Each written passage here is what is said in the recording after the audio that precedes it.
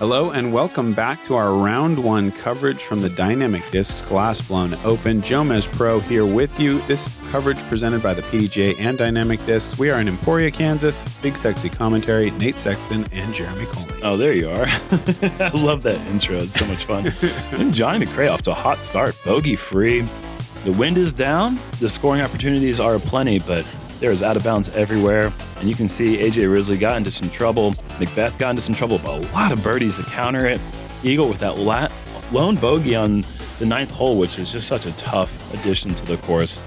But we see some hot starts through 9 holes. Chris Dickerson, you ever heard of him? I've heard of him. 8 down. Incredible start. Yeah, hole 10, 391, par 3, OB on the right side. And there is OB on the left, but it's left of all of those trees. This is like a hard-thrown mid-range or kind of a smooth fairway driver for most of the elite players.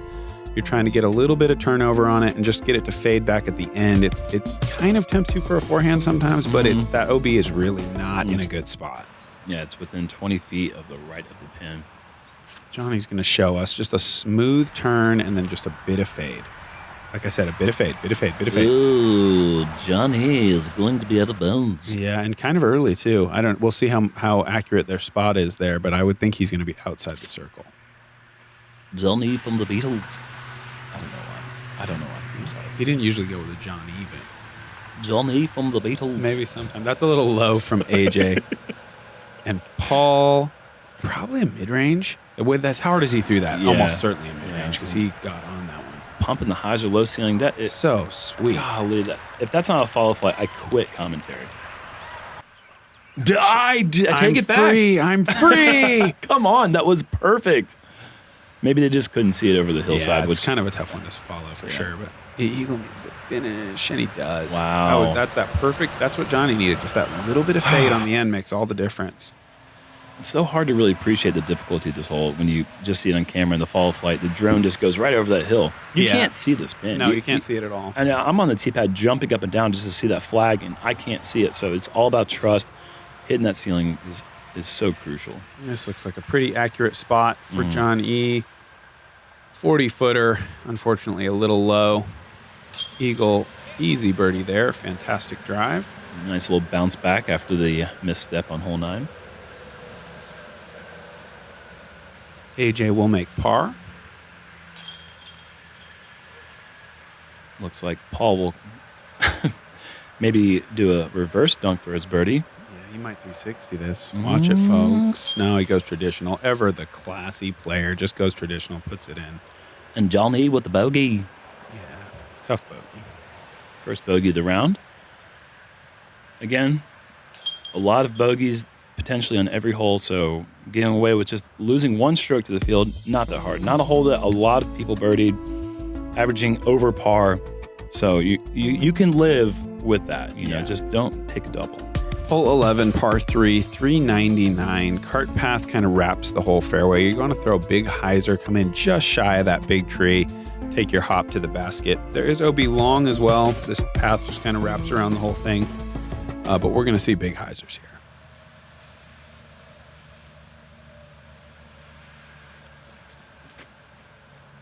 Nice and wide. Is it going to be before the tree? Yes. That looks ideal. You just want to come in right before that stump. Oh, yeah. And yeah, you can't draw it up better. Awesome shot. That deserves a FollowFlight, but it's not as good as his tee shot on 10. Skips, does a little root dance. Right to the basket. Got some cool shapes in the FollowFlight. Good credit. Good job, Mike. I love the multiple color FollowFlight, too. That's a pretty cool addition. Eagle even wider. This can't be in front of the tree, can it?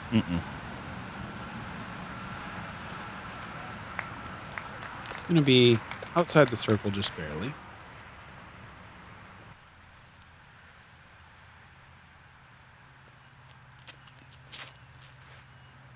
AJ also pretty wide. A little flat. The width was nice, just flatter than you'd like, but safe. And there was never any danger whatsoever. The only bad thing that could happen is maybe hitting that tree and just rolling back like a obscene amount of feet. I didn't know where to go once I started. This is perfect. Wow. That was so close. Wow. Just a foot or two short. Count it. What a putt. Well outside the circle, no doubt. Dead center, man. Awesome putt. AJ from right at circle's edge. Let's get the AJ run in. Yeah. Oh. It's in the circle. It's no time. He runs those in quite. I think, was he inside the circle? I don't know. He's close. He's not quite having a day. You know, The run-in day. He's got to get under par. He's battling back right now. Only one over is not bad considering we've seen 3 bogeys and a double. I mean, he's got the birdies, you know. He's getting close to that par. Meanwhile, McBeth is just ticking away, 6 under. Star frame for the group. Fantastic. Well done. Here's another new hole, hole 12, 314 feet, OB down the right side, and an OB fairway up there late on the left. Turnover kind of mid-range flex shot works, and also big forehand is a great play here to go up and over the white cedar. Try to ring up the basket if you can. I think it plays 315 feet if you're going for that straight turnover down the middle. If you're going forehand, you're throwing like a 390-foot shot. Yeah, I'm throwing it pretty full. You have to throw that high flex shot to get that turn over that huge, what are we going to call this? The white cedar. Oh, is that what you called it? That is what I called it, just not 30 seconds ago. Here is a big forehand from Eagle. All hyzers is just sickening. You could do it, man. I don't know, man. I don't know. If I can do it, you can do it. Maybe a 26-year-old Koling. Whoa. This is something I have not seen. AJ going the backhand hyzer route, going out of bounds the whole way, coming back in. Is he going to beat the trees? These late trees do get in the way, but he'll take that. Yeah. I mean, that's a look. I have not seen anybody try that yet. that is a scary play with those trees in the way at the end. Oh, this is really well done. I hadn't seen anybody really execute that backhand yet. That cedar was eating them all up. Man, something else. This seems like a putt Paul might just go ahead and make. Just a little low. I've seen him do that before. That's a fun one. From the knee, just kind of going full power, full commitment. Yeah, you really aren't that worried about going too far past. There he goes. Well done, AJ. Birdie. Back to par now. It might just be untucking the shirt that did it for him. It's hard. I feel like a bandana and a tucked-in shirt, that's sort of a juxtaposition. Yeah. But if you're going to bring the bandana, it certainly is. You don't need to tuck the shirt in. It's a fascinating contrast. You don't need to tuck the shirt in. You're doing better now. You're going loose. It's kind of like the mullet equivalent of an outfit. You know, it's like business in the front, party in the back. Yeah, party up top, business all the way to the bottom. And 3 birdies in the par for Paul. I mean, last 2 holes, 7 down for the card. Yeah. Impressive numbers. Hole 13, par 3, 394. OB cart path on the right side. OB rough on the left. Most players here are just going to throw a hard, low driver and try to play for a minimal skip. You might even really ideally want to hit out of bounds on this shot. You don't really want to hit the cart path, but slightly outside the cart path and take your hop back to the basket is a nice place to land. And the really tricky thing is that the grass to the right of the cart path is kind of high. This does not have a lot of energy. No, that is... Wow. Unbelievable. So fortunate. Wow. And you don't see a lot of discs come out of that grass because it is a bit higher. Once you get onto the green, the grass is really skippy. So if you go with that high skip shot, you normally skip 40, 50 feet left. This is going to be another kind of sketchy one. This is looks, better. This is way better. Yeah. It finished stronger. It's so hard to do to trust that. To be able to be in line with the pin from the basket, I don't care if you're short or long, just as perfect width. And this is going to hit inbounds, just needs a soft skip. That does not exist on this hole. That's soft-ish, It but yeah, is. he's still going to be, 35. No, that's about the best skip you could imagine with that angle. And this is going to be, this is in danger of going OB left. And that low, fast skip. Stay safe. Yeah. And it's actually in that spot that a lot of like good-looking drives will skip to. So yeah, you could tell he hated it out of his hand. That one he liked. That's annoying for some reason. He liked. I mean, that. like, it's not annoying. Like I'm mad, but like that was beautiful. That was 55 feet. Total maybe. shank and picks up the birdie. That's what putting does. It's awesome. That is what putting does. Get you out of many a jam. Oh man, Johnny with These guys are on step fire. in. This whole group is on fire right now. This is looking We're like gonna another star frame. We're going to see 11 down in the last 3 holes with 1 par. I mean, the old birdie alley does not feel like birdie alley for most people. AJ's got to hit this putt though. And he does. Unbelievable. I'm giving the gallery something to cheer for.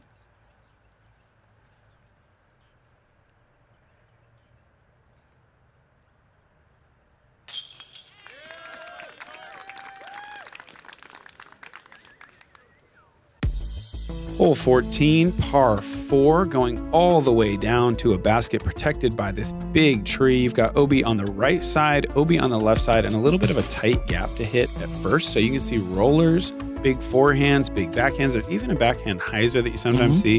But then you got these low ceiling branches blocking that approach. And then the fence is really pretty in play late in the hole.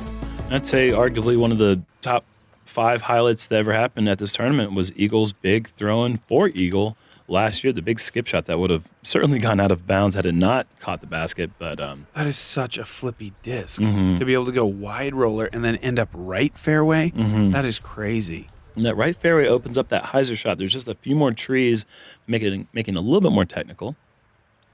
AJ going with a wide roller. Wow. And this is something you can do when Emporia is calm like it is today. In the wind conditions, you're going to have to pull out. Is this going to be OB? It looks like it's heading that way.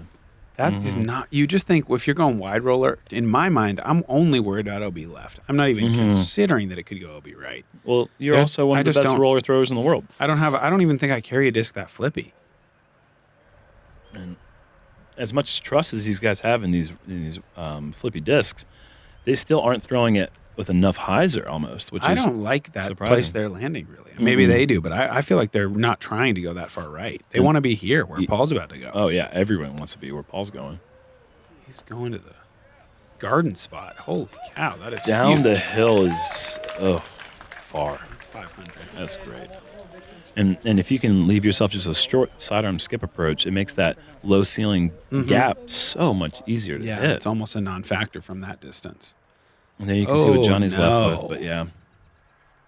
Not enough angle to get the skip off the grass, which isn't necessarily low or high, but it's not like the most skippy grass. Look at this. Finds the backhand area, but then going to go back to that skip shot well, and he's doing it. Up to circle's edge. Maybe not quite. Yeah, just a little short, but, Eagle's a putting maniac, so that's not bad.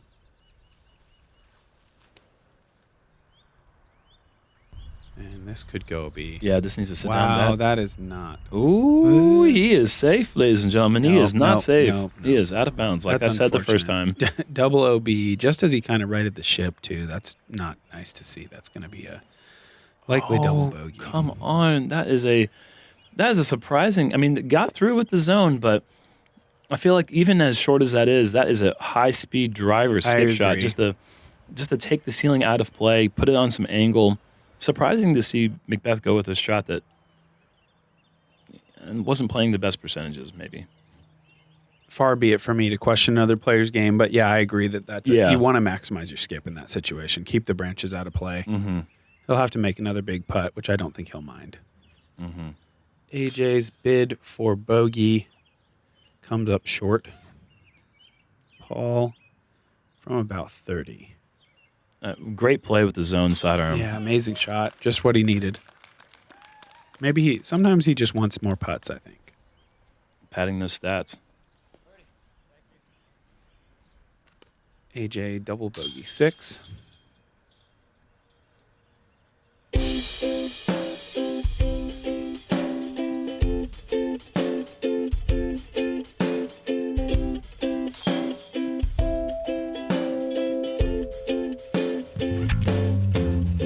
I don't think I've ever seen a more roller coastery round that AJ's on. Like, he's gone straight to Six Flags, and he's just taken the most extreme roller coasters He got in line could for find. the biggest one, and he's just on loop. Hole 15, par 3, 438. This is technically an island green. You've got OB on both sides and OB short. If you do come OB off the tee, you go to a drop zone and have to play about a 220-foot shot to the pin. Big wide hyzer, though, is the prevailing play here. You're going to see these guys try to play kind of a sweeping shot not as much a stall shot, but more of a sweeping hyzer to preserve a little bit of skip. Mm-hmm. And this is looking really nice. Just needs to avoid that. Yeah, that's really, really good from Paul.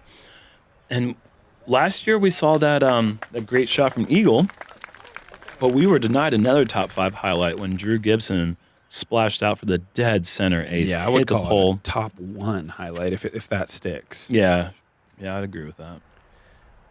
Amazing to keep the disc, to have enough height to hit the chains in the air. Going around that tree is another gear. And you know, it was like on that angle that if he misses the basket, he's 10 feet away. Oh yeah. So you got to love ace runs that are still going to be park jobs. Absolutely. Johnny sneaks around the tree, skips forward. Great shot. If I have half the juice that he has when I'm that age, it's so awesome to watch. I mean, ageless wonder. And AJ super wide here. This is a stall shot, so you're going to see this not really skip. That's the difference between the sweeping shot and the stall shot. I didn't even realize there was out of bounds long, but AJ has thrown the disc 460 feet. It's because it got flat at the top. Ooh, nice run. Paul for birdie. Ooh.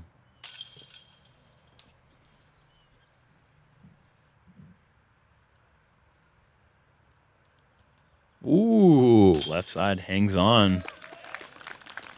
Eagle 9 under, putting together a really solid round. Only 1 bogey.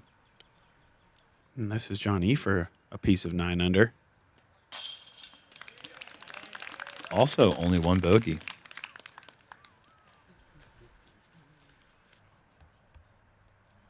AJ in for par. And Paul with a disappointing par.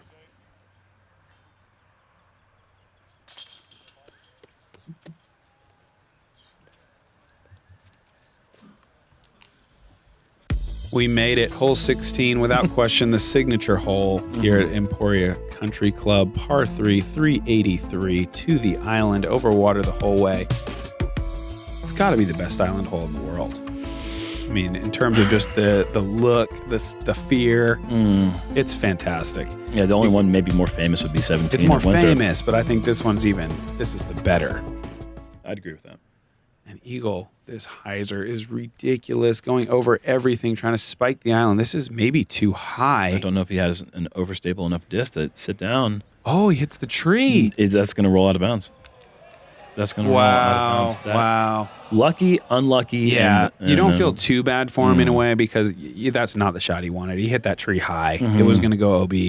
But it could have got luckier for sure. Could have dropped soft and landed right on the island. That would have been a great break. Johnny doing that play that you're going to be happy about after the 53 holes and you're still in contention because you didn't let your ego get a hold of you. Yep. Go for the super hard island.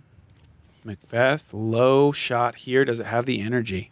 This needs to hit land. Yeah. Yeah, it's just going to slow down. He'll go to the drop zone with Eagle, probably about 100 feet from the drop zone. It's pretty easy up and down. And AJ electing to lay up. But does he do it? Oh, my gosh. Successful. I'm so glad that stayed in. Yeah, as we've said so many times. Nothing more frustrating worse than going OB when you're trying to lay up. Let's play a game. What do you think the bogey percentage was on this hole? Bogey percentage was? Of the field. Well, it was 29%. 61% of the field bogeyed this hole. Oh, my gosh. 61% of the field just could not get out of their head. I can throw it onto a 389-foot island. 61%. Or 383-foot hole. And there was no wind. Just wait for tomorrow. Yeah, and they had a wall on the backside of the green before that made shots a little bit more. You could attack it. Now you have to land, 5 feet further than where McBeth, or maybe it's 15 feet further than McBeth threw it, and hit that front edge and skip up. Now if you hit the top of the hill, you're going off the back of the turtle shell, no problem. And you're going out of bounds long just as much as you're going out of bounds short. It's just so hard to land on this mounded green at that distance. Mm-hmm. Such a hard hole. Only 10% of the field birdied it, but that's actually more than I thought. more than I thought there would be, actually. It's so difficult. I did not land one drive safe. I went for this 15 times, lost 3 discs, and so I step up to this hole in the tournament round. I'm thinking to myself, I'm going to play the odds. I'm going to go for it. And I did not make it on the island. Couple of bogeys, couple of pars for our feature card. Several disc tricks from AJ. Impressive. Like that. Hole 17, par 4, 806 feet. This is playing to a new pin this year, way to the right. You can see the women's pin location straight ahead now, and there's the men's to the right, a little bit farther. A lot of OB on the right side and the left side. So this is a very technical, low ceiling drive. Super hard to convince yourself to be aggressive enough to really make birdie a viable option. You have to really put your foot on the gas early. Incredibly difficult hole. This is very aggressive, but it also might be out of bounds. Should be skipping out. Johnny is not able to stay safe on the edge as he's been able to a few times so far this round. At least it got huge distance. Yeah. He might still have a play for the pin. And AJ will... It's drifting a little. It is drifting, but that is heading back towards out of bounds. That low speed. No. Wow, so straight. And that good angle as well. Good shot from AJ. Nice little wraparound out of bounds line to allow his disc to stay in bounds. Eagles turn, catches a branch, catches a tree. That's not a good lie. He's going to be pretty short, but hopefully he's got room to swing his arm to kind of make a play there. Paul looks like he's got enough turn on this. Perfect. Wow. Yeah. Yep. And so many different options open up from that distance. When we were surprised that hole 9 was not the number 1 handicap, it's because hole 17 was, averaging 4.83.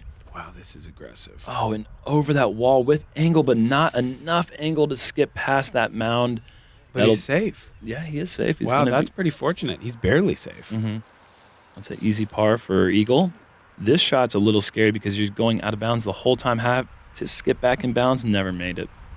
Oh, no. Johnny in a position where he's going to want to try to attack the green to save his par. Big hyzer. Is it long enough? Yeah. Too long. No way. And that's going to be a scary 38-foot putt for bogey. Yikes. In a round that's been relatively clean the whole way through, Johnny's in danger of picking up a double bogey coming in. Paul is getting down the hill from the basket. Getting that 4-time love with the roll to the basket, as he's done a couple times this round that still haven't been able to figure out. AJ didn't get to move up much. A little more room to swing it now, and he's done a pretty good job of it. And you can see, there's a lot of space to be in bounds in this hole, but we've seen 4 or 5 shots at OB so far, and you can just see the difficulty of why this hole is averaging such a high number above par. What did you already mention it? What is the raw average? 4.83. Wow, yeah. Paul wants this one. 40 feet, maybe 45. Great. Just ringing it up, man. He's missing some inside the circle, but picking up. This is his 3rd SloMez of the round so far. Huge birdie putt. His circle 2 percentage has got to be fantastic. It usually is, Nate. It usually is. You're right. And Johnny, big time to save here, and he does it. He does pick up only the bogey, once again, minimizing that mistake. 2 mistakes, but only to make 2 mistakes on the hardest hole in the course and only come away with bogey. Yeah. That's great. His first shot in bounds is in the basket. AJ bogey as well, and Eagle has this for par.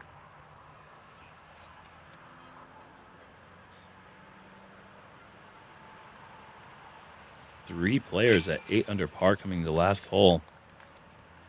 AJ 10 back at that pace. And really, you see an incredible fight from him. And the biggest difference is that these other players are minimizing those mistakes to only bogeys. And, those double bogeys just hurt so much. And it really crushes that ego going into the next hole. So Anyhow, great rounds from these three players. Let's see how they can finish up on the really demanding, brand new hole 18. Yeah, new pin location. There's a couple plays here. You can go big off the tee straight and try to set up kind of a low ceiling shot, or there's kind of a short play to the, whoa. Oh my goodness. Oh my gosh, that is fortunate. He's got to clear the path. The path is the line. Oh my God. What a shank. That was going so low, but he just sneaks it over. And Eagle is going to the long position layup shot with a sidearm. Wow. Because he's got it like that. Uh-oh. Wow.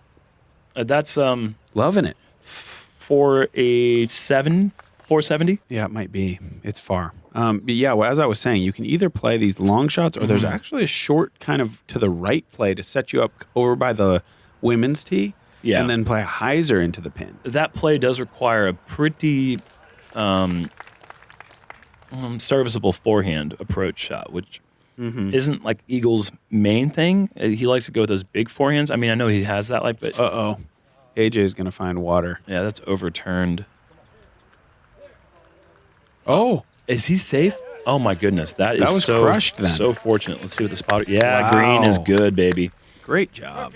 I thought that was going to find that water. He got just enough height on it. Good power. Yeah, two incredibly fortunate results from two drives that we were sure were going to be out of bounds. And this is not at all what Paul was thinking he would be doing on the second shot, but he does it well. Huge hyzer around. That is so far from where his drive landed. And this shot's difficult because you are going downhill to a blind green to out of bounds within the circle behind the pin to an elevated pin as well. There's so many factors that make this so difficult. Eagle just going to throw a little pitch sidearm, but this is in danger of going out of bounds right. This is going downhill, not really working with the green. Yeah.